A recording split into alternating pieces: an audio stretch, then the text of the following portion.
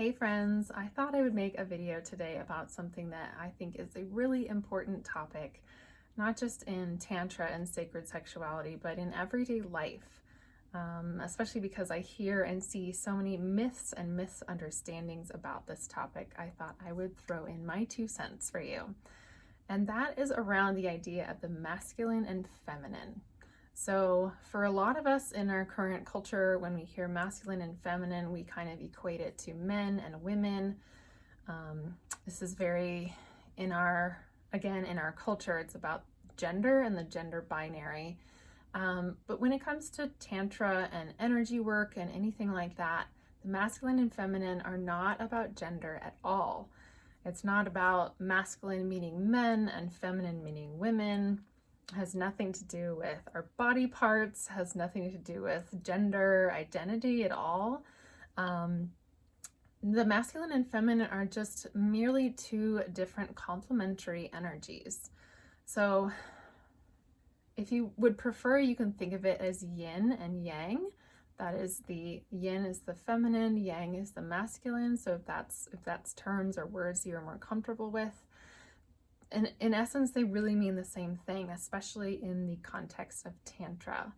So masculine and feminine, again, they create this polarity, these two poles of energy.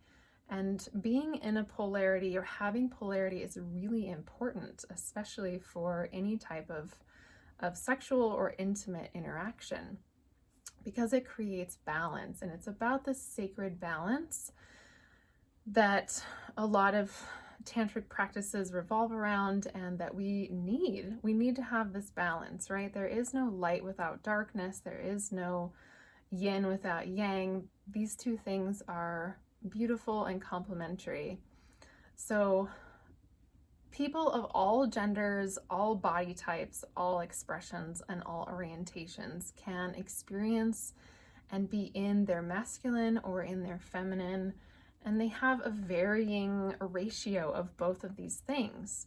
And it's really important to know that, because a lot of people I've found, especially in the queer community, feel a little bit excluded from Tantra or sacred sexuality practices because of the language that we use. There's a lot of masculine and feminine language in there, and that can feel a little exclusive, especially if you are maybe genderqueer or agender, or you have a same-sex partner. It can feel like you're not really welcome, but that's absolutely not true at all. Tantra and sacred sexuality is for all people of all genders and all orientations. And when we talk about masculine and feminine, again, we're just talking about two different energies, types of energy. And again, they have nothing to do with the gender binary, have nothing to do with body parts or what you look like or anything like that. So for somebody to be in their masculine, the masculine energy is traditionally the more active energy. This is the energy that gives, while the feminine is the energy that receives. Masculine energy is usually the looker, and the feminine is that's being looked upon. Masculine is the server, while feminine is the one being served. So these are just two different complementary energies. And again, like I said, it's really important to have that polarity. The masculine and feminine create this polarity. And when the polarities come together, it creates this beautiful balance and exchange and cycle of energy. And I will talk about the positive and negative poles in Tantra. I think I'll make a different video about that one. But when it comes to masculine and feminine, it's important to know that regardless of your gender and orientation, you can be in your masculine and you can also be in your feminine. And this can be a really fun thing to play with too, with your sexual or intimate partners.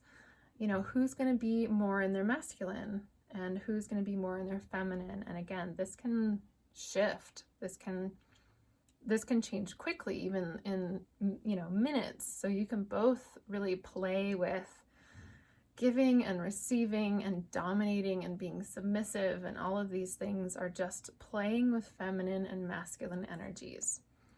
And again, if you're uncomfortable with the words masculine and feminine, you can always use yin and yang if you prefer.